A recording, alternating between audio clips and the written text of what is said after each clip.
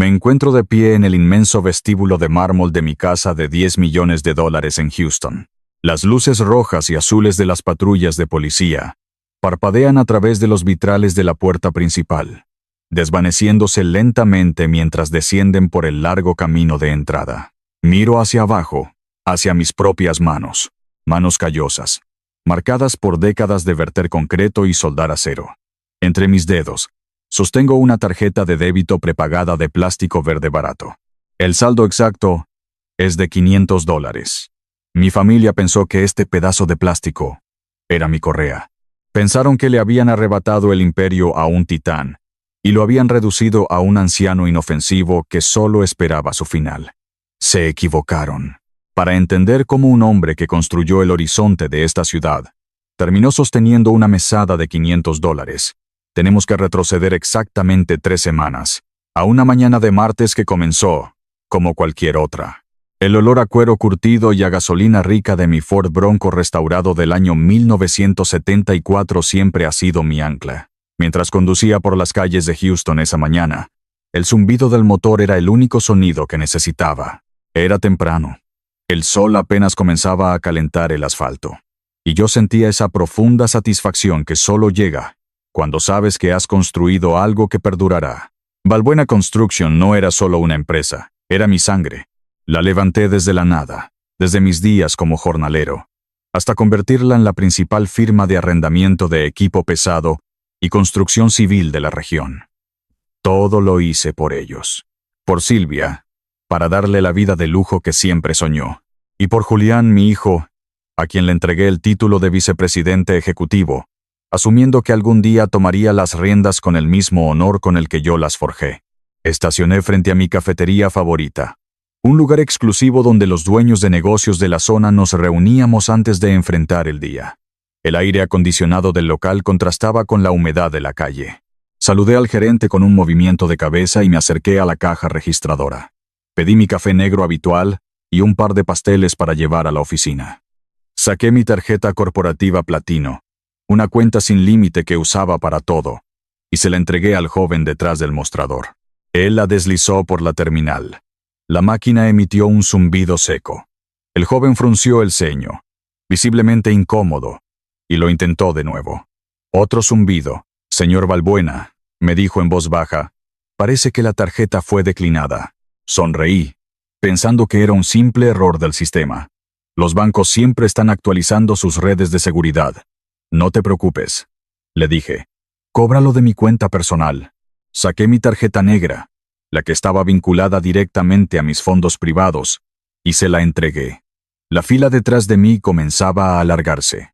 Podía sentir las miradas de un par de contratistas que conocía, esperando su turno. El joven deslizó la tarjeta negra. La pantalla de la terminal parpadeó en rojo. El muchacho tragó saliva y se inclinó hacia adelante, bajando la voz aún más para que los demás no escucharan. Señor, el sistema dice que la cuenta está restringida. El mensaje indica que usted ya no es el titular principal de esta cuenta. Debe comunicarse con su banco.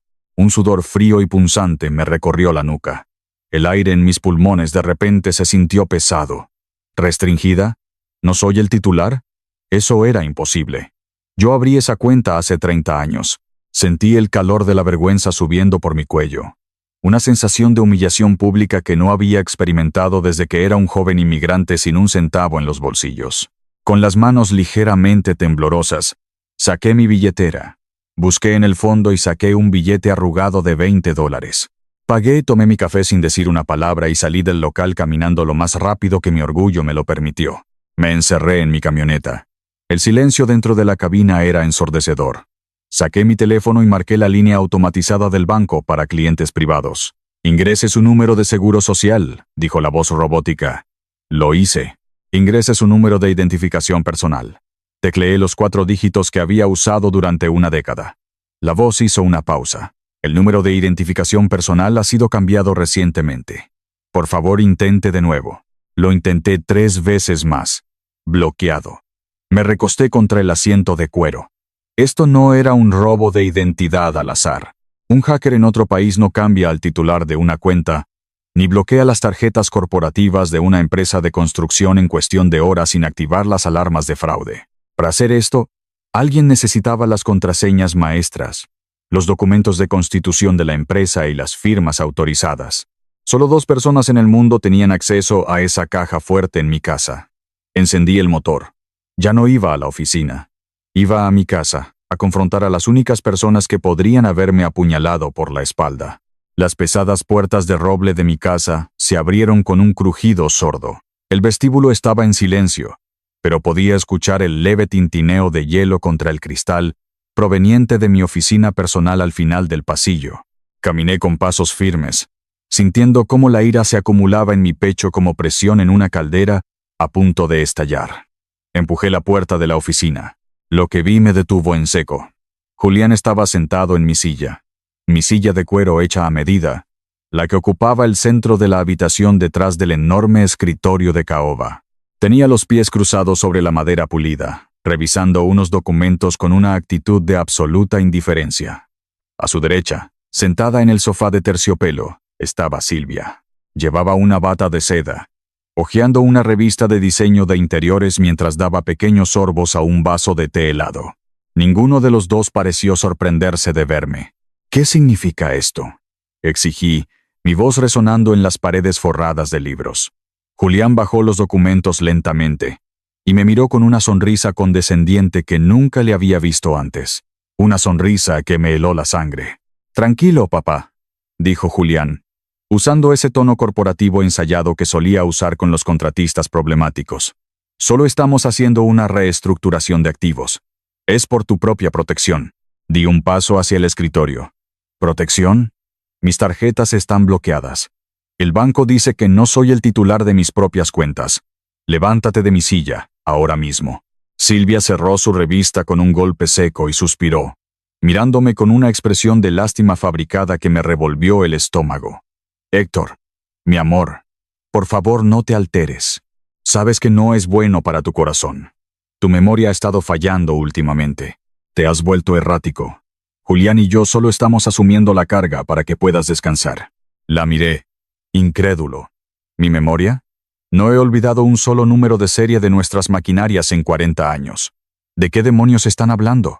Julián apartó los pies del escritorio y se inclinó hacia adelante, entrelazando los dedos. Abrió una carpeta y deslizó un documento legal hacia el borde de la mesa. Era un poder médico duradero. Mi firma estaba en la parte inferior. Mi mente retrocedió 2 años, a un pequeño susto cardíaco que tuve.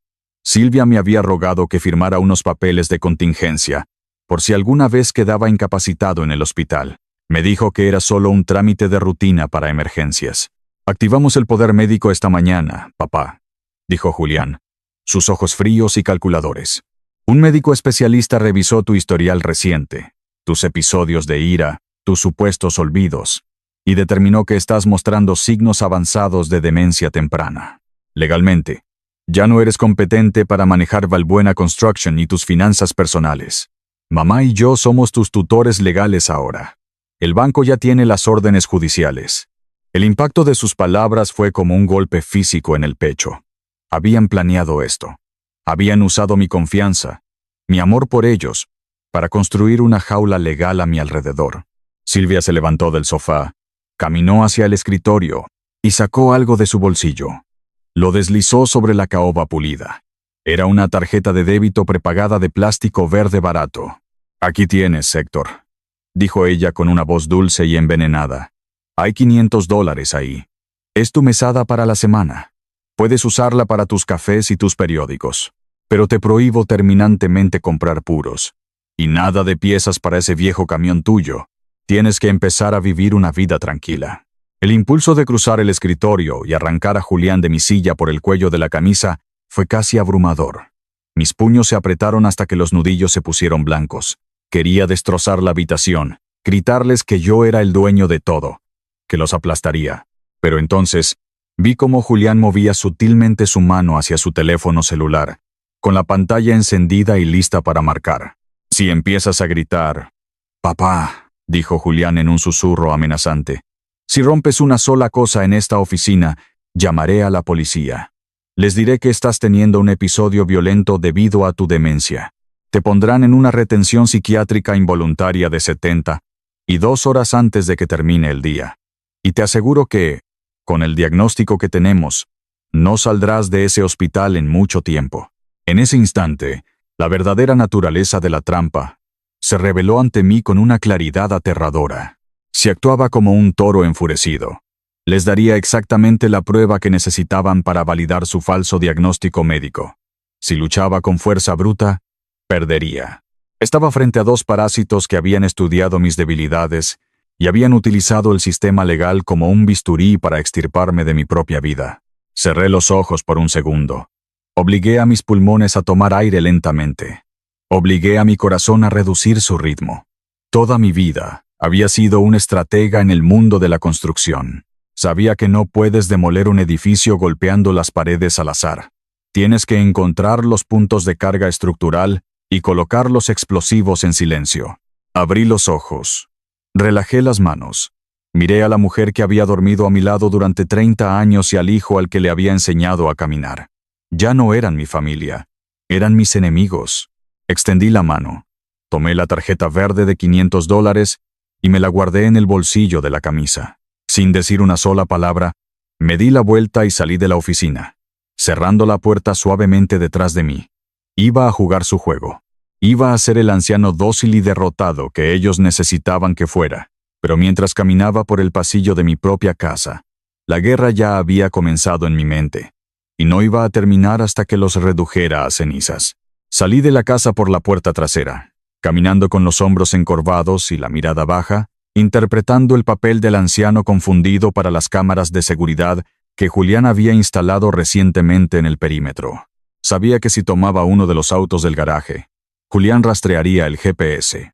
O peor aún, llamaría a la policía reportando que un hombre con demencia estaba al volante. Caminé bajo el sol abrasador de Houston durante 20 minutos hasta llegar a la avenida principal. En mi bolsillo, además de la humillante tarjeta verde, tenía $15 en billetes arrugados, el cambio de mi café de esa mañana. Esperé en la parada de concreto y pagué mi pasaje en el autobús público. Hacía décadas que no me subía a uno. El olor a desinfectante barato y a vinilo caliente me transportó a mis primeros años en este país, cuando mi única posesión era un cinturón de herramientas. El traqueteo del motor diésel me sirvió para aclarar la mente. Julián pensaba que al cortarme el acceso al dinero digital me había amputado las piernas. Pero mi verdadero poder nunca estuvo en los bancos. Estaba en el acero, en la tierra y en la lealtad de los hombres que trabajaban para mí. Una hora después, me bajé en las afueras industriales de la ciudad. Evité la sede corporativa principal, un edificio de cristal y acero donde Julián seguramente había purgado a mi personal de confianza e instalado nuevos guardias. En su lugar, caminé hacia el patio de equipos pesados número 1, el corazón operativo de Valbuena Construction. Al acercarme a las cercas de alambre de púas, el familiar olor a grasa, tierra removida y combustible diésel llenó mis pulmones. Este era mi verdadero hogar. Filas y filas de maquinaria amarilla descansaban bajo el sol. Entré al remolque del despachador. El aire acondicionado zumbaba ruidosamente. Detrás del mostrador de metal estaba Raúl, el gerente del patio, un hombre de hombros anchos con el que había trabajado durante más de 20 años. Al verme entrar, Raúl dejó caer el bolígrafo que sostenía. Su rostro palideció, como si hubiera visto a un fantasma. «Señor Valbuena», tartamudeó Raúl, dando un paso atrás. «¿Qué hace usted aquí? Don Julián nos envió un memorándum urgente esta mañana. Dijo que usted estaba muy enfermo, que su mente, que usted no podía estar en las instalaciones por su propia seguridad. Nos amenazó con despedirnos y quitarnos las pensiones si lo dejábamos entrar». Me acerqué al mostrador, apoyando mis manos callosas sobre el metal frío. «Mírame a los ojos, Raúl», le dije con una voz baja, firme y completamente lúcida. ¿Parezco un hombre que ha perdido la razón? ¿Parezco alguien que no sabe dónde está? Raúl me miró fijamente durante unos largos segundos. El miedo en sus ojos fue reemplazado lentamente por el reconocimiento. Vio al hombre que había pagado las facturas del hospital cuando su esposa enfermó hace 10 años. Vio a su jefe. «No, señor», respondió Raúl, enderezando la postura. «Usted es el hombre más cuerdo que conozco». Asentí. «Julián está intentando robar la empresa, Raúl. Ha falsificado documentos médicos para tomar el control. Necesito saber qué está haciendo con mi maquinaria. Muéstrame los registros de transporte de las últimas 48 horas. Raúl no dudó. Giró el monitor de su computadora hacia mí y abrió los archivos de logística. Mi vista recorrió las hojas de cálculo con la rapidez de un depredador buscando un rastro. De inmediato, noté un vacío masivo en el inventario. Faltaban 4 excavadoras Caterpillar de la serie 300, las máquinas más grandes y costosas de nuestra flota, valoradas en casi $1.000.000 cada una. ¿Dónde están las excavadoras pesadas, Raúl?, pregunté, sintiendo un nudo frío en el estómago. Raúl tragó saliva. Don Julián ordenó que las subiéramos a los remolques de plataforma baja anoche. Dijo que era una reasignación de emergencia. Los registros muestran que fueron entregadas en una instalación de almacenamiento privada en el puerto de Houston, en la zona de exportación internacional. El rompecabezas comenzó a encajar con una precisión aterradora. Esto no se trataba solo de controlar mis cuentas bancarias personales o de sentarse en mi silla. Julián estaba liquidando los activos físicos de la empresa. Estaba vendiendo mi maquinaria pesada en el mercado negro internacional para convertirla en efectivo imposible de rastrear. Estaba desmantelando el trabajo de mi vida pieza por pieza, para llenar sus propios bolsillos antes de que alguien se diera cuenta. Le di una palmada en el hombro a Raúl, agradeciéndole su lealtad, y le ordené que no le dijera a nadie que yo había estado allí. Necesitaba mi artillería pesada. Necesitaba a mi abogado. Caminé un par de cuadras desde el patio de equipos hasta un pequeño restaurante de clase trabajadora. Un lugar con mesas de fórmica y olor a tocino frito. Antes de entrar, me detuve en una tienda de descuentos contigua. Saqué la humillante tarjeta verde de $500 y compré un teléfono celular desechable de prepago por $30. Julián vería el cargo en el estado de cuenta y pensaría que el anciano confundido había comprado medicinas o revistas. Nunca sospecharía que estaba comprando un arma de comunicación no rastreable. Me senté en una cabina al fondo del restaurante y pedí un café negro. Mientras insertaba la batería en el teléfono de plástico barato, el peso de lo que estaba a punto de hacer cayó sobre mis hombros. Por un momento, la furia fría que me impulsaba fue reemplazada por un dolor profundo y sofocante. Recordé a Julián cuando tenía 7 años, llorando con las rodillas raspadas después de caerse de su bicicleta. Recordé cómo lo levanté, le limpié las lágrimas y le dije que los hombres de nuestra familia siempre se vuelven a levantar. Recordé las noches sin dormir ayudándolo con sus proyectos universitarios, y el orgullo que sentía al entregarle su primera oficina en la empresa. El dolor de un padre luchaba violentamente contra la lógica implacable de un director ejecutivo. Me quedé mirando el café oscuro, sintiendo el peso de la traición. Y me hago una pregunta que ningún padre debería tener que enfrentar jamás. Y te lo pregunto a ti, que estás escuchando mi historia. Si descubrieras que tu propia sangre, tu propio hijo, está intentando destruir activamente el trabajo de toda tu vida y encerrarte en un asilo, ¿intentarías salvarlo de sí mismo y perdonarlo? ¿O dejarías que enfrente todo el peso aplastante de la ley sin piedad? Para mí, la respuesta llegó cuando la imagen del rostro arrogante de Julián en mi oficina cruzó por mi mente, seguida por la sonrisa venenosa de Silvia al entregarme esa tarjeta de $500. No estaban cometiendo un error juvenil. Estaban ejecutando un asesinato corporativo y personal a sangre fría. El dolor en mi pecho se enfrió, se endureció y se convirtió en concreto armado. Ya no era mi hijo. Era una amenaza para todo lo que yo había construido. Encendí el teléfono desechable y marqué un número que sabía de memoria desde hacía 20 años. El teléfono sonó 3 veces antes de que una voz profunda y rasposa respondiera. «Habla Thorne», dijo la voz. «Elías, soy Héctor», respondí, manteniendo la voz baja. Hubo un silencio en la línea. Luego, el tono de Elías cambió, volviéndose agudo y alerta. «Héctor, he estado intentando comunicarme contigo toda la mañana. Tu teléfono principal está desconectado. Julián me envió un correo electrónico diciendo que te habías retirado por motivos de salud graves. El clima en Houston está empeorando drásticamente». Elías, le dije, utilizando el viejo lenguaje en clave que desarrollamos hace décadas durante las adquisiciones corporativas hostiles para evitar que las secretarias o los rivales entendieran nuestras jugadas.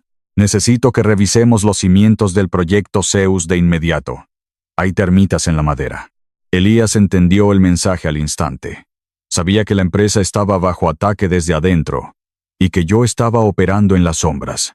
Los cimientos principales siguen intactos, Héctor, respondió Elías con una calma gélida que me reconfortó. Te veo en el refugio en 1 hora. Entra por el callejón trasero. Colgué el teléfono. El contraataque estaba oficialmente en marcha. Julián y Silvia pensaban que me habían dejado en la calle, pero estaban a punto de descubrir que yo era el dueño de la calle misma. Dejé un par de dólares de propina en la mesa. Salí al calor del mediodía y me dirigí hacia el centro de la ciudad. El edificio de antes de la guerra estaba ubicado en una calle estrecha del centro de Houston, flanqueado por rascacielos modernos de cristal que lo hacían parecer una reliquia olvidada. No había ningún letrero en la puerta de ladrillo rojo, ni un directorio en el vestíbulo de mármol desgastado.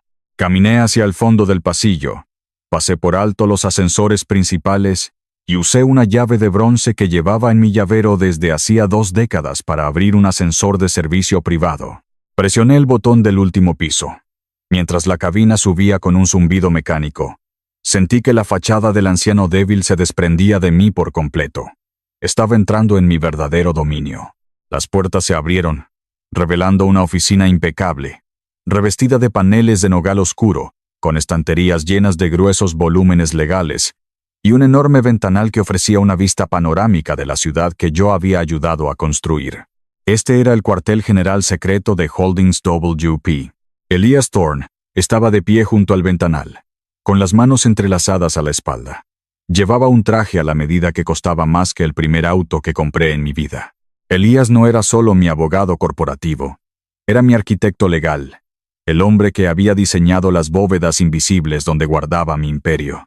Al escuchar mis pasos, se dio la vuelta. Sus ojos afilados me escanearon de pies a cabeza, buscando cualquier señal de la supuesta enfermedad que mi hijo había proclamado. «Te ves exactamente igual que la semana pasada, Héctor», dijo Elías, caminando hacia su escritorio de caoba y sirviendo 2 vasos de agua mineral. Julián me envió un correo electrónico a primera hora de la mañana. Adjuntó un documento médico firmado por un psiquiatra privado, afirmando que sufres de demencia severa y que él y tu esposa han activado un poder médico duradero. También notificó a la junta directiva que asumía el cargo de director ejecutivo interino. Tomé el vaso de agua y me senté en la silla de cuero frente a él. No es solo un movimiento de poder en la oficina, Elías. Me han bloqueado todas las cuentas bancarias personales y corporativas. Me dieron una tarjeta prepagada de $500 para vivir. Y lo que es peor, fui al patio de equipos esta mañana. Julián movió 4 de nuestras excavadoras más grandes al puerto durante la noche. Las está preparando para exportación internacional. Está liquidando la maquinaria pesada para obtener efectivo rápido. Elías dejó su vaso sobre el escritorio con un golpe seco. La furia cruzó por su rostro, pero como siempre, la reprimió bajo una capa de cálculo analítico. ¿Un poder médico?, preguntó, entrecerrando los ojos. ¿El que firmaste hace 2 años cuando tuviste la arritmia? Asentí. Silvia me convenció de que era una simple precaución. Ahora lo están usando como un arma. Me amenazaron con llamar a la policía y encerrarme en una sala psiquiátrica si hacía un escándalo en la casa. Saben que si peleo físicamente, valido su diagnóstico falso. Elías se recostó en su silla y dejó escapar una risa fría, desprovista de cualquier humor. Una risa que me hizo saber que Julián acababa de cavar su propia tumba. Julián siempre fue un muchacho arrogante, Héctor. Pero esto demuestra que también es profundamente ignorante. Cree que porque se sienta en tu silla en Balbuena Construction, es el dueño del castillo. Elías se levantó. Caminó hacia una caja fuerte empotrada en la pared y giró la perilla de combinación. Sacó un tubo de cartón grueso, extrajo un enorme pergamino de papel y lo desenrolló sobre el escritorio. Era el organigrama corporativo masivo que habíamos diseñado hace 20 años. Un laberinto de flechas, corporaciones de responsabilidad limitada y fideicomisos ciegos. «Héctor», dijo Elías, trazando una línea roja con su dedo índice. «Balbuena Construction es solo una compañía operadora. Es un cascarón, una ilusión que usamos para firmar contratos y emitir cheques de nómina. Balbuena Construction no es dueña de absolutamente nada». Elías golpeó el papel con el dedo. Holdings WP es la empresa matriz. Esta entidad secreta es la dueña legal de cada centímetro de tierra de los patios de equipo. Es la dueña de los títulos de propiedad de cada excavadora, grúa y camión que lleva tu logotipo. Y lo más importante, Holdings WP es la propietaria exclusiva de la mansión de $10 millones en la que Julián y Silvia están durmiendo en este momento. Legalmente, ellos no son los dueños de tu casa. Son simplemente inquilinos y empleados a voluntad. El peso de sus palabras se asentó en la habitación, brillante y letal como una hoja de acero. Julián pensaba que estaba robando del tesoro, pero en realidad, solo estaba saqueando la tienda de regalos. ¿Entiendes lo que esto significa?, continuó Elías, sus ojos brillando con anticipación depredadora. Al intentar vender esas 4 excavadoras, Julián no está administrando los activos de su empresa. Está robando propiedad privada de una corporación externa que él ni siquiera sabe que existe. Eso cruza la línea de una disputa familiar a un robo a gran escala. Y al usar los servidores de la empresa para falsificar documentos y mover fondos a través de líneas estatales o internacionales, está cometiendo fraude electrónico federal y espionaje corporativo. Miré el organigrama, sintiendo cómo el poder que creía perdido regresaba a mis manos, multiplicado por 10. No solo iba a recuperar mi empresa, iba a enviarlos a una prisión federal. ¿Qué necesitamos para clavar el ataúd, Elías?, pregunté, mi voz dura como el granito. Pruebas digitales irrefutables, respondió de inmediato. Julián debe estar alterando los libros contables de Balbuena Construction para ocultar el robo de la maquinaria y el desvío de fondos. Necesito tu autorización para contratar a un equipo fantasma de auditores forenses digitales. Son ex agentes federales. Infiltrarán los servidores de la empresa esta misma noche, sin dejar rastro, y rastrearán cada centavo que Julián haya movido, cada correo electrónico que haya enviado y cada factura falsa que haya creado. Hazlo, ordené sin dudar. No escatimes en gastos. Quiero saber exactamente qué está haciendo con mi dinero antes de soltar la guillotina. Pero hay alguien más con quien necesito hablar primero. El hombre que conoce los números de Balbuena Construction mejor que nadie, y al que Julián despidió misteriosamente la semana pasada. El sol comenzaba a bajar, proyectando largas sombras sobre los suburbios de clase media de Houston.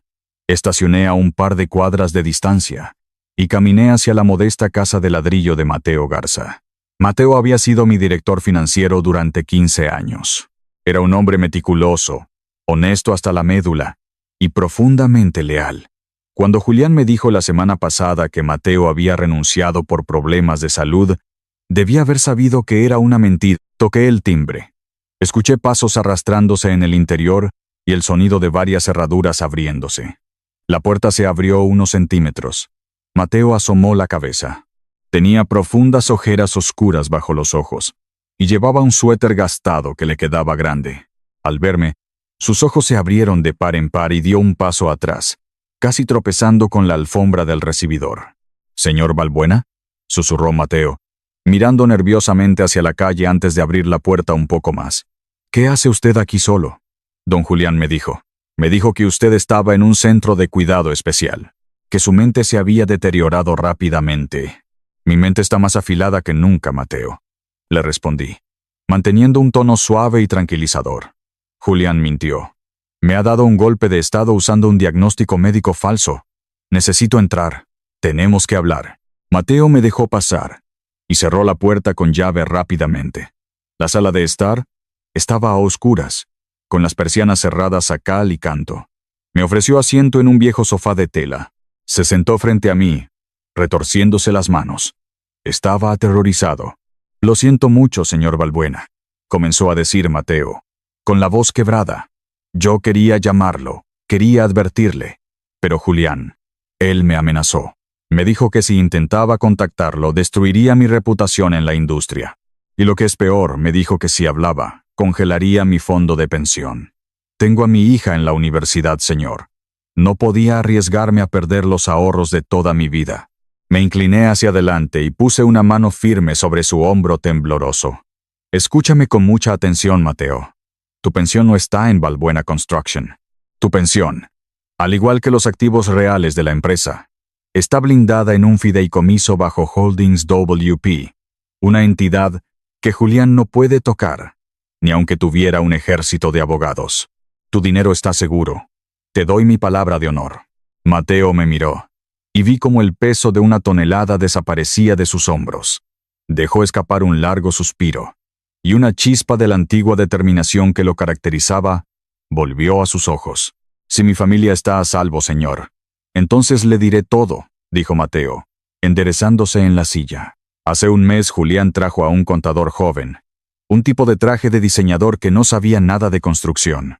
Lo instaló en una oficina privada y le dio acceso de administrador a nuestros servidores financieros. Empezaron a ejecutar una trituradora de papel día y noche. ¿Qué estaban ocultando?, pregunté, sintiendo que me acercaba a la arteria principal del fraude. Estaban desangrando las reservas de efectivo, explicó Mateo, su tono volviéndose profesional y preciso. Julián estaba configurando docenas de cuentas de proveedores fantasma, empresas de consultoría, firmas de logística, proveedores de materiales que no existen. Estaba emitiendo pagos masivos a estas empresas ficticias para enmascarar un déficit enorme. ¿Un déficit para qué? ¿Para su estilo de vida? No, señor, dijo Mateo negando con la cabeza. El estilo de vida de don Julián es caro, pero no lo suficiente para explicar la cantidad de dinero que estaba moviendo. Estaba preparándose para cubrir un agujero financiero masivo en el futuro cercano, como si supiera que un desastre estaba a punto de ocurrir y necesitaba el efectivo limpio y fuera del país antes de que estallara la bomba.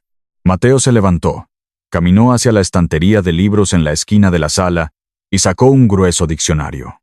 Abrió un compartimento falso en la base del libro y extrajo una pequeña unidad de memoria USB negra. Regresó y la puso en la palma de mi mano. El día que me obligaron a irme, logré hacer una copia de seguridad oculta, dijo Mateo. Estos son los libros mayores crudos, los registros financieros exactos hasta mi última hora en la oficina, antes de que el nuevo contador los alterara. Aquí están las cuentas de los proveedores fantasma y las transferencias iniciales. Es el mapa exacto de los crímenes de su hijo. Apreté la unidad USB en mi puño. Era la llave para destruir la jaula que habían construido a mi alrededor. Gracias, Mateo, le dije, poniéndome de pie. Mantente oculto unos días más. Cuando el polvo se asiente, recuperarás tu puesto, con un aumento sustancial por tu lealtad. Salí de la casa de Mateo y caminé de regreso a mi auto en la creciente oscuridad. Tenía al mejor abogado corporativo de la ciudad preparando las órdenes de arresto. Tenía a un equipo de auditores fantasma listos para infiltrarse en los servidores, y ahora tenía los registros financieros originales en mi bolsillo. Julián y Silvia pensaban que me habían enviado a morir en silencio. No sabían que el silencio era solo el sonido que hace el depredador antes de atacar. Regresé a la finca poco después del anochecer. Antes de cruzar las puertas de hierro forjado, escondí la unidad de memoria USB de Mateo y el teléfono celular desechable en un compartimento secreto debajo del asiento de mi camioneta, llevando conmigo solo la humillante tarjeta verde. Al entrar al vestíbulo, el aroma a cordero asado y ajo llenaba el aire. Caminé arrastrando ligeramente los pies, encorvando los hombros y dejando que mi respiración sonara pesada y laboriosa. El teatro de la debilidad era mi mejor camuflaje. Me dirigí hacia el comedor principal, una sala majestuosa con una mesa de caoba lo suficientemente grande para 12 personas, iluminada por un candelabro de cristal que yo mismo había importado de Italia hace una década. La escena que me recibió hizo que la sangre me hirviera en las venas, pero mantuve mi rostro en una máscara de confusión vacía. Doña Carmen, la madre de Silvia, estaba sentada en la cabecera de la mesa, mi silla. Llevaba un collar de perlas gruesas que nunca le había visto antes, brillando bajo la luz del candelabro. A su derecha estaba Chloe, la joven y pretenciosa esposa de Julián, revisando folletos de viaje en su tableta. Silvia y Julián ocupaban los asientos restantes. En el centro de la mesa, abierta y respirando, había una botella de mi Cabernet Sauvignon reserva del año 1998, un vino que había guardado celosamente para celebrar el nacimiento de mi primer nieto, un nieto que aún no existía. Me quedé de pie en el umbral, apoyando una mano temblorosa en el marco de la puerta. Silvia me miró de reojo, tomó su copa de cristal y le dio un sorbo largo al vino antes de hablar. «Mira quién decidió unirse a nosotros», dijo Silvia con una voz cargada de falsa dulzura. «Llegas tarde a cenar, Héctor. ¿Te perdiste en el jardín otra vez?» Avancé lentamente hacia una de las sillas laterales. Doña Carmen me observó con una mueca de asco, sin molestarse en ocultar su desprecio. «Míralo», murmuró la anciana, cortando un trozo de carne con agresividad. «Es un cascarón vacío. No entiendo por qué tenemos que soportar a este vividor en la casa. Deberías estar agradecido de que mi hija y mi nieto trabajen tan duro para mantenerte, Héctor. Eres una carga patética». Julián soltó una risa ahogada y se limpió la boca con una servilleta de lino. «Déjalo en paz, abuela. El pobre hombre ya no sabe ni en qué año vive». Chloe ni siquiera levantó la vista de su pantalla. «Julián, amor», dijo con voz chillona, «la villa en la Toscana requiere un depósito de $50,000 para asegurar las fechas del mes que viene. ¿Uso la tarjeta corporativa platino?» «Hazlo», respondió Julián con arrogancia, sirviéndose más de mi vino. «La empresa tuvo un trimestre excelente. Nos merecemos unas buenas vacaciones después de todo el estrés de la reestructuración». La ironía dramática de la situación era casi embriagadora. Estaban sentados en una casa que no poseían, bebiendo vino comprado con dinero que ya no controlaban, planeando vacaciones con fondos corporativos que estaban siendo auditados por el gobierno federal en ese mismo instante. Me trataban como a un perro callejero, sin saber que yo era el dueño de la perrera y que la puerta ya estaba cerrada con candado. Forcé a mis manos a temblar visiblemente mientras alcanzaba un vaso de agua. Derramé unas gotas sobre el mantel a propósito. «Lo siento», murmuré, bajando la mirada y haciendo que mi voz sonara frágil y derrotada. «No me siento muy bien. Creo que me iré a recostar. ¿Me pueden disculpar?» Silvia hizo un gesto despectivo con la mano. Ve, y no dejes la televisión encendida toda la noche. Me da dolor de cabeza». Me di la vuelta y comencé a caminar por el pasillo hacia las escaleras, manteniendo mi paso lento y torpe. Pero justo antes de doblar la esquina, me detuve en la sombra del arco, conteniendo la respiración. «Asegúrate de que el abogado del banco reciba los documentos mañana a primera hora», le dijo Julián a Silvia en voz baja, asumiendo que yo ya estaba fuera de alcance. «Necesito esa última firma para la transferencia bancaria a las Islas Caimán. Si el dinero de las excavadoras no está en la cuenta extraterritorial para el viernes al mediodía, el comprador asiático se retirará del trato». El viernes. Tenía una fecha límite inamovible. Sonreí en la oscuridad del pasillo, mi postura enderezándose instantáneamente. Subí las escaleras en silencio, entré a mi habitación y esperé a que la casa se sumiera en el sueño. A las 2 de la mañana, el silencio en la finca era absoluto.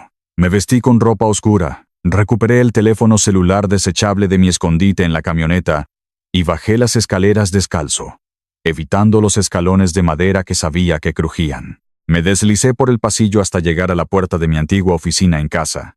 Julián no había perdido el tiempo. Había reemplazado la cerradura tradicional de latón por un moderno panel de seguridad biométrico que requería una huella dactilar. Julián era un hombre de números y pantallas, pero no sabía nada de construcción física. Yo había levantado las paredes de esta casa. Yo había enmarcado esta misma puerta hace 25 años. Sabía exactamente dónde estaban las debilidades estructurales. Fui al cuarto de herramientas del garaje y tomé una barra de palanca delgada de acero templado, una herramienta que usábamos para instalar molduras delicadas.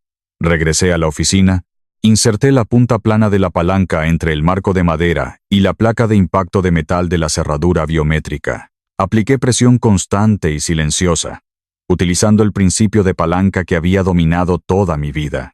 La madera crujió suavemente, cediendo apenas un cuarto de pulgada, lo suficiente para que el pestillo de seguridad se deslizara fuera de su alojamiento con un clic casi imperceptible. La puerta se abrió.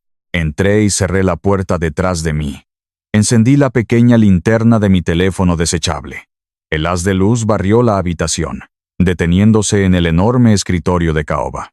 Comencé a revisar los cajones metódicamente, buscando cualquier documento físico que Julián no hubiera digitalizado. En el cajón inferior derecho, escondido debajo de un montón de carpetas de proveedores, encontré un sobre manila grueso y sin marcas.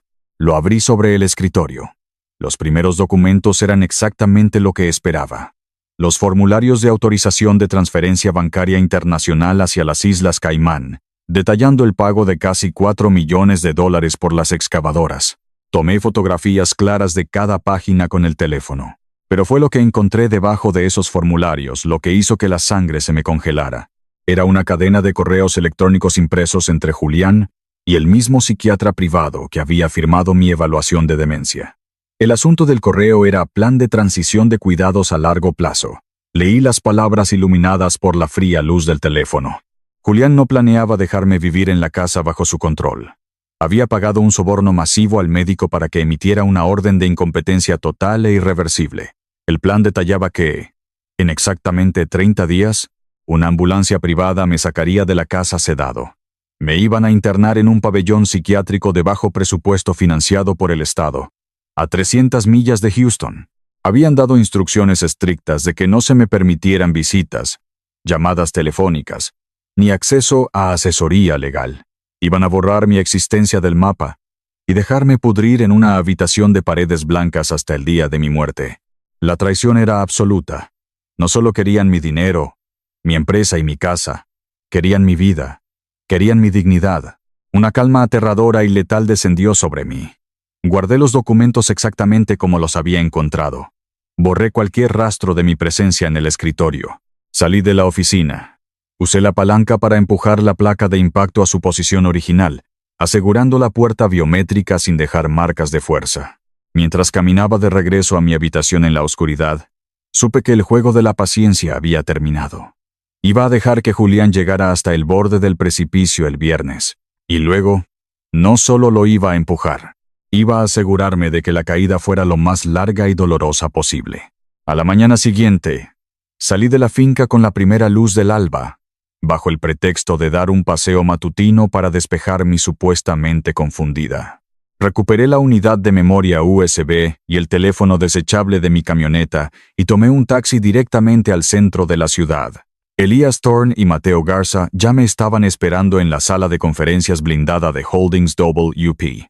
Sobre la gran mesa de cristal, había docenas de carpetas, informes impresos, y una pantalla plana que mostraba líneas de código desplazándose rápidamente. El equipo fantasma de auditores forenses había trabajado toda la noche, cruzando los datos crudos del USB de Mateo con los servidores hackeados de Balbuena Construction. Me senté a la cabecera de la mesa. El ambiente en la sala era denso, cargado de una tensión eléctrica. Mateo tenía los ojos inyectados en sangre, pero su postura era rígida y profesional. Elías, por su parte, lucía sombrío. «Tenemos el panorama completo, Héctor», comenzó Elías, deslizando una gruesa carpeta negra hacia mí. «Las fotografías que tomaste anoche confirman la transferencia a las Islas Caimán. Julián planea mover $4 millones el viernes al mediodía. Pero eso es solo el síntoma. Mateo encontró la enfermedad». Mateo se aclaró la garganta y encendió la pantalla principal. «Señor Balbuena, anoche le dije que Julián estaba desangrando la empresa para cubrir un agujero financiero masivo. Los auditores encontraron el origen del agujero. Es el contrato de infraestructura pública del condado. El proyecto del paso elevado de la carretera 99. Fruncí el ceño. Ese era nuestro contrato más prestigioso del año. Una obra de $50 millones. Yo mismo había revisado los planos de ingeniería antes de que Silvia me obligara a firmar el poder médico. ¿Qué hizo Julián con la carretera 99? Mateo amplió una hoja de cálculo en la pantalla. Julián subestimó masivamente los costos de licitación para ganar el contrato y llevarse el bono de rendimiento ejecutivo. Cuando se dio cuenta de que la empresa iba a perder millones en la construcción, entró en pánico. Para mantener sus márgenes de ganancia y su estilo de vida, ordenó un cambio en los proveedores de materiales hace 2 meses, justo después de expulsarme. Mateo hizo clic en otro archivo, mostrando facturas de importación. Julián canceló nuestros contratos con las acereras certificadas de Estados Unidos. En su lugar, compró acero estructural de grado inferior a un proveedor extranjero no regulado, a una fracción del costo. Falsificó los certificados de inspección de calidad y sobornó a un inspector del condado para que aprobara los lotes.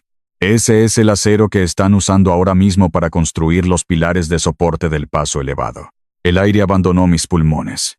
Como ingeniero civil que había pasado 40 años calculando cargas de tensión y resistencia de materiales, el horror de lo que estaba escuchando me golpeó con la fuerza de un mazo.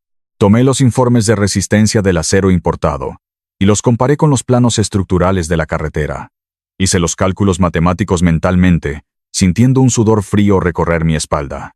El acero no tiene la densidad de carbono necesaria. Susurré, mi voz apenas audible en la silenciosa sala. Si terminan ese paso elevado y abren la carretera al tráfico comercial, la vibración armónica y el peso de los camiones de carga pesada causarán microfracturas en los pilares. En menos de un año, la estructura cederá. El paso elevado colapsará sobre la autopista en plena hora pico. El silencio en la sala fue absoluto. La magnitud del crimen de Julián acababa de cambiar de dimensión. Ya no se trataba de un hijo codicioso robándole a su padre anciano. Se trataba de un fraude que iba a costar decenas de vidas humanas inocentes.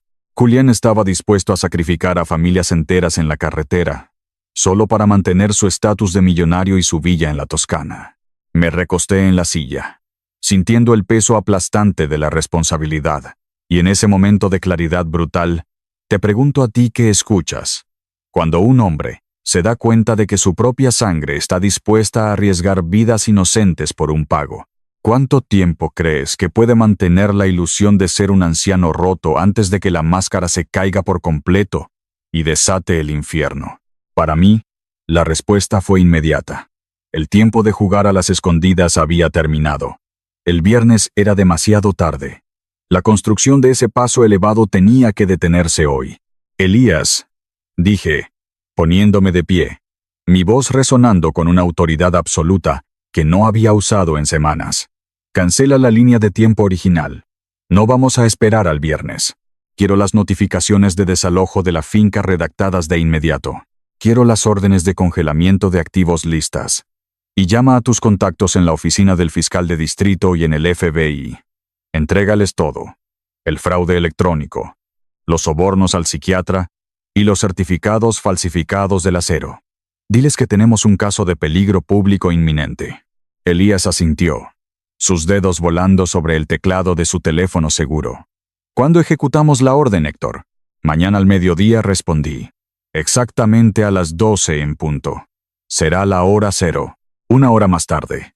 El taxi me dejó frente a la imponente fachada de granito de mi banco comercial principal en el distrito financiero. No fui a las ventanillas públicas ni a las oficinas de los gerentes de sucursal que me habían rechazado la tarjeta. Tomé el ascensor privado hasta el piso ejecutivo, un nivel reservado exclusivamente para clientes institucionales de alto patrimonio. El vicepresidente senior del banco, un hombre de cabello plateado llamado Richard, me recibió en la puerta de su oficina. Richard había manejado las cuentas maestras de Holdings WP durante casi 20 años. Él conocía la estructura corporativa real.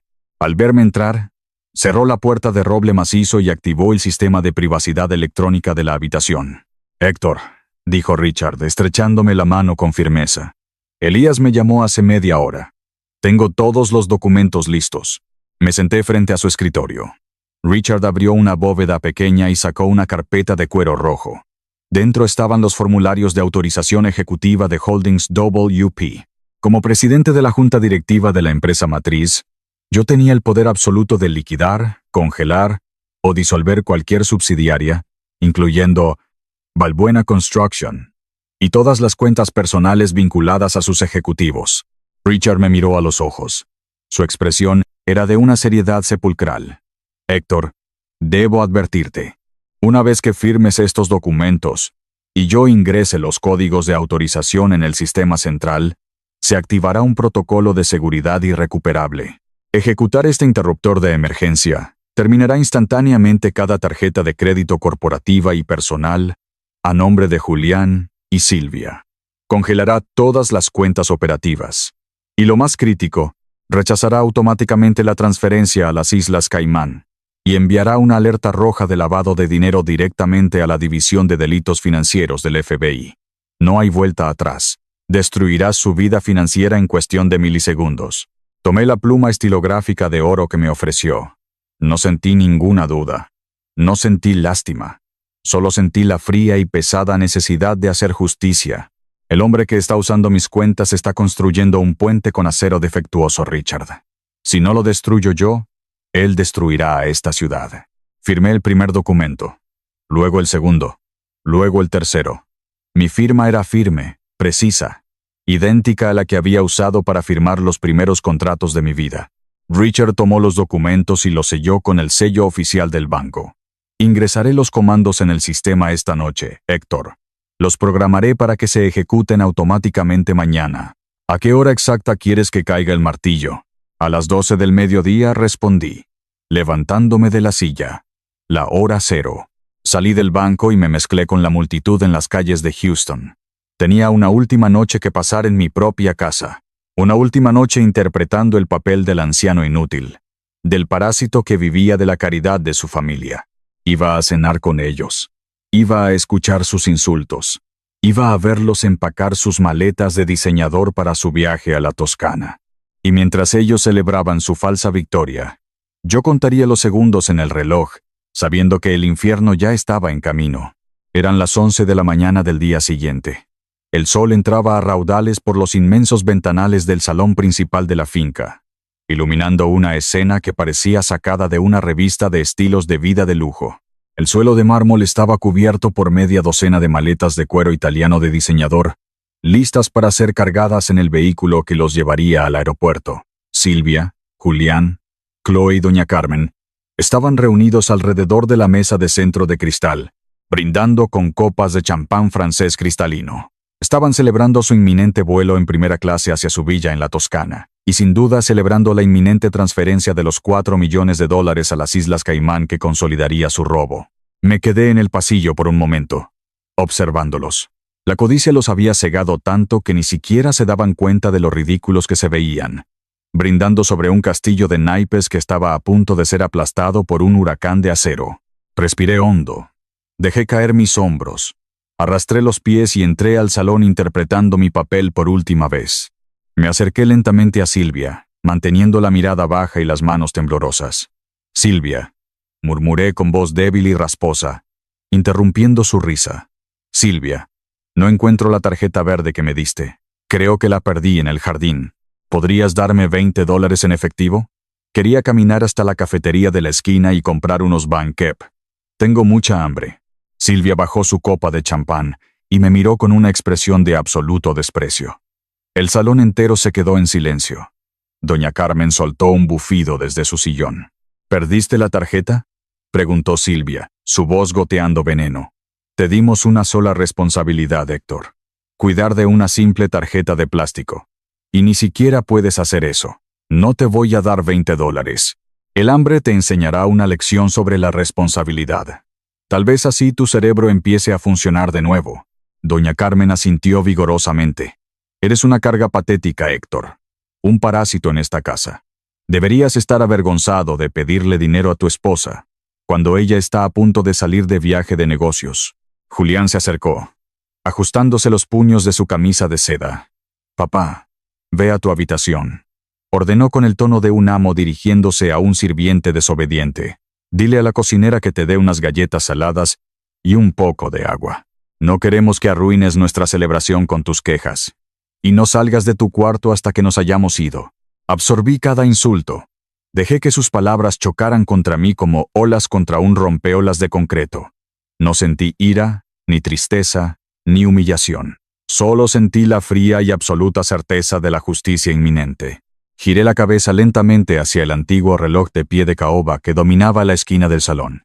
Eran las 11:58. Faltaban 120 segundos. No me moví hacia mi habitación. Me quedé exactamente donde estaba, en el centro del salón. Lentamente, dejé de temblar. Mis hombros, que habían estado encorvados durante días, comenzaron a enderezarse, vértebra por vértebra. Levanté la barbilla. Mi respiración dejó de ser el jadeo de un anciano enfermo y se convirtió en el ritmo profundo y controlado del hombre que había construido un imperio con sus propias manos. ¿Qué estás haciendo, Héctor?, preguntó Silvia, frunciendo el ceño, notando el cambio físico en mi postura. Te dijimos que te fueras. No respondí. Mantuve mis ojos fijos en la esfera del reloj. El péndulo de bronce oscilaba de un lado a otro, marcando los últimos latidos de su falsa realidad. 11:59. Julián dio un paso hacia mí, su rostro enrojeciendo de ira. Te di una orden, anciano, siseó Julián, levantando una mano como si estuviera a punto de empujarme. Vete a tu cuarto ahora mismo, o llamaré al hospital psiquiátrico en este instante. El segundero del reloj avanzó implacablemente. 58. 59. El reloj de caoba comenzó a dar las campanadas del mediodía. Un sonido profundo, resonante, que llenó cada rincón de la casa.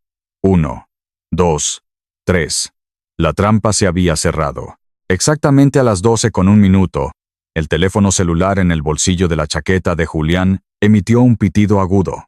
Un segundo después, el reloj inteligente en la muñeca de Chloe vibró violentamente. Luego, el teléfono de Silvia, que descansaba sobre la mesa de cristal, comenzó a sonar con una alarma de notificación urgente. Una cascada de sonidos electrónicos llenó el salón, ahogando los ecos de las campanadas del reloj. Era el sonido del mundo digital colapsando sobre ellos. Julián sacó su teléfono con irritación. «Es la agencia de viajes», murmuró, mirando la pantalla. Frunció el ceño. «¿Qué diablos? Dice que la tarjeta corporativa Platino fue declinada para el depósito de la villa en la Toscana. Eso es imposible. El límite es de $500,000. Silvia tomó su teléfono. Su rostro, que segundos antes estaba radiante por el champán, se quedó sin una gota de sangre. La pantalla de su aplicación bancaria brillaba con un banner rojo brillante. «Cuenta congelada», leyó en voz alta, su voz temblando. «Sospecha de fraude federal. Comuníquese con las autoridades inmediatamente». El pánico estalló en la habitación como un incendio en un pozo de petróleo. Chloe empezó a presionar frenéticamente la pantalla de su reloj. «Mis tarjetas de crédito personales también están bloqueadas», gritó. «Todas ellas». Julián, con los ojos muy abiertos y el sudor comenzando a perlar su frente, marcó el número de la línea ejecutiva del banco y puso el teléfono en altavoz. Sus manos, que antes me habían amenazado, ahora temblaban incontrolablemente. «Bienvenido a la línea de seguridad institucional», dijo una voz automatizada y fría a través del altavoz. «Le informamos que todas las cuentas asociadas a Valbuena Construction y sus ejecutivos han sido bloqueadas bajo la orden de investigación federal por fraude electrónico y malversación de fondos. Las transferencias internacionales han sido canceladas y reportadas al Buró Federal de Investigaciones. Si usted es Julián Valbuena, se le aconseja retener asesoría legal inmediatamente». Julián dejó caer el teléfono sobre la mesa de cristal. El aparato rebotó con un ruido sordo. Miró a Silvia, luego a su abuela, y finalmente, sus ojos aterrorizados se posaron en mí. Me miró como si estuviera viendo a un fantasma levantarse de su tumba. «¿Un error del sistema?», susurró Julián, tratando desesperadamente de encontrar una explicación lógica que no lo involucrara a él. «Tiene que ser un error del sistema». Di un paso hacia adelante. Mis zapatos resonaron sobre el mármol con la autoridad de un juez entrando a la sala del tribunal. «No es un error del sistema, Julián», dije. Mi voz era un trueno, profunda, resonante y cargada con el peso de 40 años de autoridad absoluta. Era la voz del fundador, del presidente, del padre que acababa de ejecutar a su propio hijo. Caminé hacia la mesa de cristal. Tomé la botella de champán francés que estaba a medio terminar. Mantuve el contacto visual con Julián mientras inclinaba la botella y vertía el líquido dorado directamente sobre la costosa alfombra persa. El sonido del champán empapando la tela fue el único ruido en la habitación durante 5 largos segundos. Dejé la botella vacía sobre la mesa con un golpe seco. Holdings WP acaba de terminar todos sus privilegios de subsidiaria, anuncié, dejando que cada palabra cayera como un bloque de concreto. Sus tarjetas están muertas.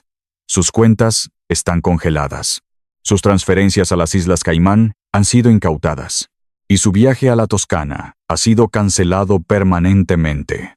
Bienvenidos a la realidad. Julián retrocedió tambaleándose hasta chocar contra el respaldo de un sofá. Su rostro estaba pálido como la ceniza, y su respiración era rápida y superficial.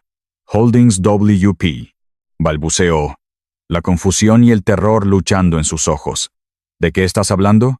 Yo soy el director ejecutivo de Valbuena Construction. Tú no tienes el poder para hacer esto. Estás enfermo. Metí la mano en el interior de mi chaqueta y saqué una pesada carpeta negra, la que Elías me había entregado esa mañana. La arrojé sobre la mesa de cristal. El golpe resonó en el salón silencioso. «Ábrela», ordené. Julián dudó, sus manos temblando, pero finalmente se acercó y abrió la cubierta de cuero. Silvia se inclinó sobre su hombro, sus ojos moviéndose frenéticamente sobre las páginas.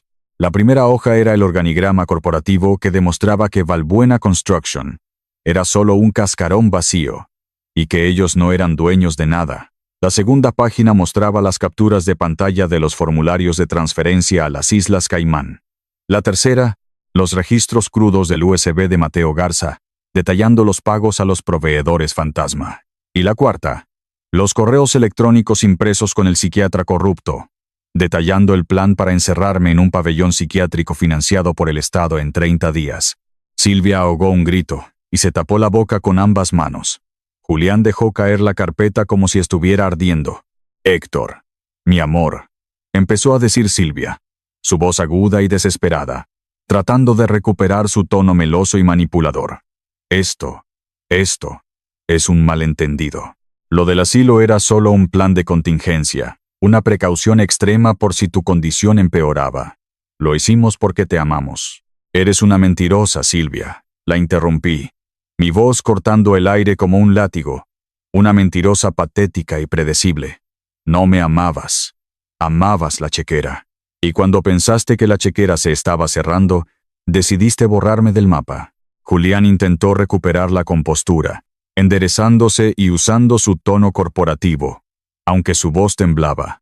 «Papá, escúchame. Podemos arreglar esto internamente. Cancelaré la transferencia a las Caimán. Te devolveré tu puesto. Todo volverá a la normalidad. No hay necesidad de involucrar a las autoridades por un asunto familiar. No es un asunto familiar, Julián», dije, dando un paso hacia él, obligándolo a retroceder de nuevo. «Es un asunto de seguridad pública. Vi los informes de importación. Vi los certificados de calidad falsificados. Sé lo que hiciste con el acero del paso elevado de la carretera 99. El último rastro de color abandonó el rostro de Julián. Sus rodillas parecieron ceder por un segundo. «Un hijo mío», continué, la furia finalmente filtrándose en mi voz. «Un hombre que lleva mi apellido. Estaba dispuesto a construir un puente con acero defectuoso. Estabas dispuesto a dejar que esa estructura colapsara sobre familias inocentes, sobre niños, solo para cubrir tu robo y pagar tus vacaciones en Italia. Eso no es ambición, Julián. Eso es maldad pura». Antes de que Julián pudiera responder, el sonido estridente de las sirenas cortó el aire del mediodía. Venían desde el largo camino de entrada, acercándose rápidamente. Las luces rojas y azules comenzaron a parpadear a través de los grandes ventanales del salón, pintando sus rostros aterrorizados con destellos de urgencia. La pesada puerta principal de roble se abrió de golpe. Elías Thorne entró al vestíbulo, impecablemente vestido, flanqueado por media docena de oficiales de la policía de Houston y 2 agentes federales del FBI con chaquetas cortavientos oscuras.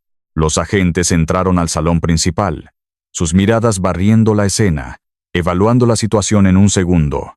Elías me miró y asintió levemente. El trabajo estaba hecho. «Julián Valbuena, Silvia Valbuena y Chloe Valbuena», dijo el agente federal principal, su voz fuerte y autoritaria.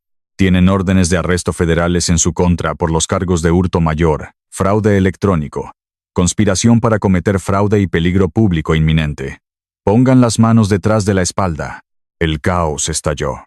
Chloe comenzó a gritar histéricamente, llorando y pataleando mientras un oficial de policía le ponía las esposas.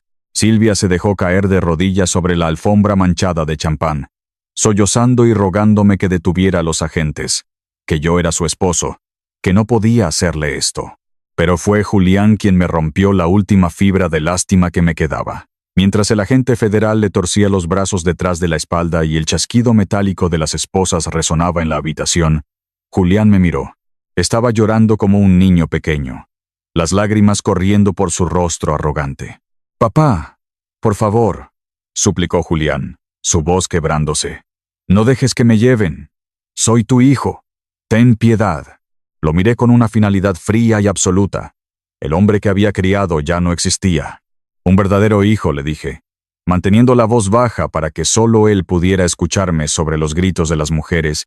«Un verdadero hijo no arriesgaría vidas inocentes en un puente por un pago. No eres mi hijo. Eres un criminal». Me giré hacia el agente del FBI. «Llévenselos», ordené. En menos de 10 minutos, el salón quedó en un silencio sepulcral. Las patrullas y los vehículos federales se alejaron por el camino de entrada, llevándose a mi familia hacia las celdas de detención del centro de la ciudad. Elías y yo nos quedamos solos en el enorme espacio, rodeados por las maletas de diseñador abandonadas. Bueno, casi solos. En la esquina de la habitación, congelada en su sillón de orejas como una estatua de cera, estaba doña Carmen. La anciana no había emitido un solo sonido durante los arrestos. No había cometido ningún crimen de papel. No había firmado transferencias ni falsificado certificados de acero. Legalmente estaba limpia. Pero ella había sido el veneno en el oído de Silvia, la arquitecta del abuso emocional, la mujer que me había llamado parásito en mi propia casa. Doña Carmen me miró. Sus ojos, normalmente llenos de desprecio y superioridad, ahora estaban desorbitados por el terror puro. Tragó saliva ruidosamente. Héctor, susurró, su voz temblando. Yo no sabía nada de los robos. Te lo juro. Yo solo soy una anciana. Tú no me echarías a la calle, ¿verdad? Después de todo, somos familia. Elías Thorne se acercó a ella. Sacó un documento legal de su maletín y se lo entregó. Doña Carmen, dijo Elías con un tono profesional y desapasionado. Este es un aviso formal de desalojo inmediato. Como le hemos demostrado a su hija, esta propiedad pertenece exclusivamente a Holdings WP. Usted no tiene contrato de arrendamiento ni derecho de residencia. A los ojos de la ley, usted es una intrusa en propiedad privada. Doña Carmen miró el papel, sus manos temblando tanto que apenas podía sostenerlo. ¿Desalojo inmediato?, balbuceó. ¿A dónde voy a ir? No tengo dinero. Silvia me mantenía. Ese es un problema que deberá resolver con su hija cuando ella salga bajo fianza, si es que el juez se la concede, respondió Elías. Tiene exactamente 60 minutos para subir a su habitación, empacar su ropa personal y abandonar las instalaciones. Si sigue en esta propiedad cuando el reloj marque la 1 de la tarde, llamaré al sheriff del condado para que la retire físicamente por allanamiento de morada.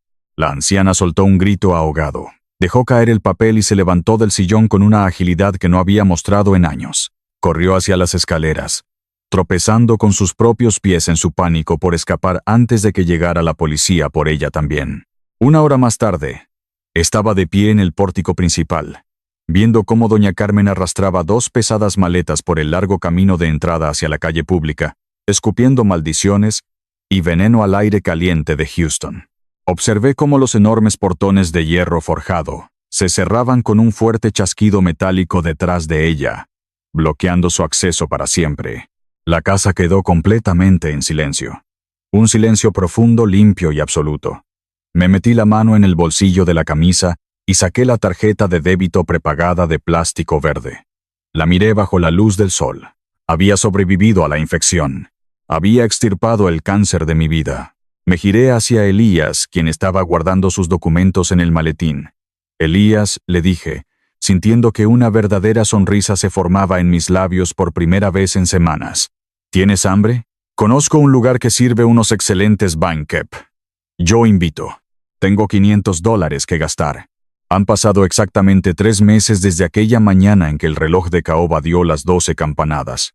El polvo finalmente se ha asentado sobre las ruinas de lo que alguna vez fue mi familia, y los cimientos de mi verdadera vida han sido restaurados.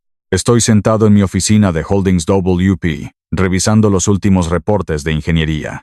La puerta se abre y entra Mateo Garza, de vuelta en su legítimo puesto como director financiero. No trae champán ni viste trajes de seda ostentosos. En sus manos trae 2 vasos de cartón con café negro barato, comprado en un carrito de la calle. Es un pequeño ritual que hemos adoptado, un recordatorio diario de nuestra realidad, de que el verdadero valor no está en el lujo, sino en el trabajo honesto. Tomo el vaso de cartón y le doy un sorbo. Mateo se sienta frente a mí y abre su maletín.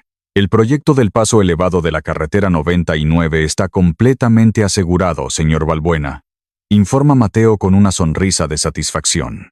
Los equipos de demolición retiraron todo el acero defectuoso importado por Julián. Hemos reiniciado la construcción utilizando vigas certificadas de alta densidad de nuestro proveedor original. El inspector del condado que aceptó los sobornos fue arrestado la semana pasada. La ciudad está a salvo. Asiento. sintiendo que un peso enorme se levanta de mi pecho. ¿Y el juicio?, preguntó. Mi voz tranquila, desprovista de cualquier ansiedad. Mateo hojea un par de páginas. Los fiscales federales no les ofrecieron ningún acuerdo de culpabilidad. Con la montaña de evidencia digital que nuestros auditores proporcionaron, el caso es hermético. Los abogados defensores de Julián y Chloe están intentando retrasar las audiencias, pero el juez no está cediendo. Se enfrentan a una condena de entre 5 a 10 años en una prisión federal de máxima seguridad. No hay salida para ellos. Me recuesto en mi silla. No siento alegría por el destino de mi hijo, pero tampoco siento lástima. Él construyó su propia jaula. Barra por barra. Mentira por mentira. La justicia no es una venganza. Es simplemente la consecuencia natural de nuestras propias acciones. Mateo saca un último sobre de su maletín. Un sobre manila grueso con el sello de una agencia de investigadores privados. Esto llegó esta mañana por correo certificado. Dice, deslizándolo sobre el escritorio. Es el reporte final sobre su ex esposa. Abro el sobre y saco un par de fotografías brillantes. Muestran a Silvia. Ya no lleva batas de seda ni joyas de diseñador. Lleva un uniforme de poliéster manchado de grasa. Está trabajando como mesera en un restaurante de mala muerte. Un lugar de desayunos de 24 horas en las afueras industriales de la ciudad. El reporte adjunto indica que, tras ser liberada bajo fianza y con todos sus activos congelados, tuvo que mudarse a un diminuto apartamento de un solo ambiente sobre una lavandería. Doña Carmen vive con ella, quejándose amargamente todo el día, en un espacio de apenas 40 metros cuadrados. Miro la fotografía de Silvia limpiando una mesa de fórmica con un trapo sucio. No hay compasión en mi corazón, solo la fría y profunda satisfacción del equilibrio universal. Ella quería una vida sin el hombre que la había construido. Quería deshacerse del constructor para quedarse con el edificio. Y ahora, tiene exactamente la vida que se ganó con sus propias manos. Saqué mi chequera personal del cajón del escritorio. Tomé mi pluma estilográfica de oro, la misma con la que había firmado su destrucción financiera, y abrí la cubierta de cuero. Era hora de enviar un último mensaje, no por venganza, sino para cerrar el círculo para siempre. Llené la fecha. En la línea del destinatario, escribí el nombre de Silvia, y en la caja de la cantidad, escribí los números con una caligrafía impecable y deliberada. $500 exactos. Tomé una pequeña tarjeta en blanco de mi papelería personal. Escribí un mensaje corto, directo y definitivo. Aquí tienes tu mesada. El desayuno corre por mi cuenta. No te lo gastes todo en vino. Doblé el cheque de $500. Lo metí dentro de la tarjeta y lo guardé en un sobre. Llamé a mi asistente por el intercomunicador. Cuando entró a la oficina, le entregué el sobre. Envíalo a esta dirección hoy mismo, le indiqué. Y asegúrate de que vaya por correo certificado, con acuse de recibo y firma obligatoria. Quería saber con absoluta certeza que el cartero la obligaría a mirar su propio fracaso a los ojos. Quería que tuviera que firmar con su propio puño y letra, para recibir la misma cantidad humillante que ella había intentado usar como mi correa. Mi asistente asintió y salió de la habitación, cerrando la puerta suavemente. Me levanté del escritorio y caminé hacia el inmenso ventanal de mi oficina. El sol comenzaba a ponerse sobre Houston, bañando los rascacielos de cristal y acero en un tono dorado y cobrizo. Observé las grúas de construcción en la distancia, moviéndose lentamente contra el cielo del atardecer. Estaba solo en la cima de mi imperio. No tenía esposa. Mi hijo estaba esperando una celda en prisión, pero mientras miraba la ciudad, me di cuenta de que no me sentía solo. El silencio en mi vida ya no era un vacío aterrador, era pacífico. Era el silencio de una mente clara y un entorno limpio de parásitos. Perder lo que era falso, lo que estaba construido sobre mentiras y codicia, no es realmente una pérdida, es un despeje. Es limpiar el terreno para poder empezar de nuevo. Soy un constructor. Llevo el concreto y el acero en la sangre. Y ahora, sin cadenas ni traiciones que me detengan, estoy listo para construir el resto de mi vida exactamente bajo mis propios términos. Si llegaste hasta el final de este viaje, conoces el alto precio de la traición y el dulce peso de la justicia. ¿Alguna vez has tenido que sacar a alguien de tu vida para proteger tu propia paz? Comparte tu historia en los comentarios. Si la resiliencia de Héctor te inspiró, presiona el botón de suscribirse Y dale me gusta a este video para que podamos seguir trayéndote historias donde la verdad siempre gana. Hasta la próxima, protege lo que has construido. Y nunca dejes que nadie le ponga un precio a tu dignidad.